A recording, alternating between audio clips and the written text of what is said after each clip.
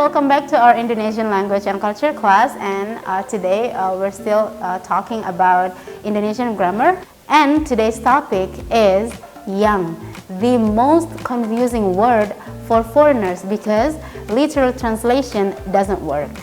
And even in some languages, this word doesn't exist. So, what is yang?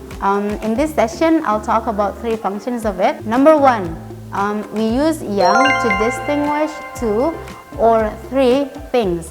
And it also implies, so when you use yang in this context, it also implies that there's another option.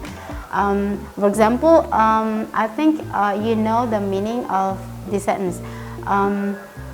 Saya suka minuman dingin. And then you say, saya suka minuman yang dingin. So the difference of those two, so when you say saya suka minuman dingin, the point is you tell the truth, like the fact that you like a cold drink. That's it. But when you say saya suka minuman yang dingin, it means that you like minuman dingin, you love cold drink, but it implies that there's another option, probably like hot drink or another option. The other example we can see here, di rumah saya ada yang suka teh dan ada yang suka kopi.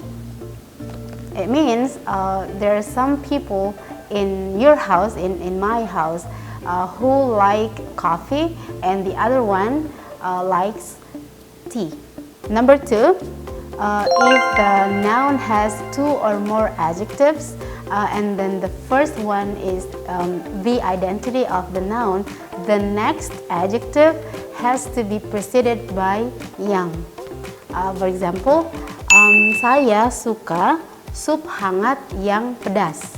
Saya suka sup hangat yang pedas. Number three, we use yang when we explain the noun or the object in the main sentence. For example, saya mencari rumah yang halamannya luas. Well, actually the main concept of the word yang is whenever you want to give explanation about the noun, or you add information about the noun, and then you use yang. For example, you say, I bought a book yesterday. So you can say, saya membeli buku kemarin. And then you want to give more information about the book. So you can say, saya membeli buku yang. So you have to put yang before the explanation. So you can say, saya membeli buku yang harganya murah kemarin. So it's like you make your sentence longer. So that is it for today, and I hope this video can help you to understand more Indonesian. And thank you very much for watching. Terima kasih. Sampai jumpa.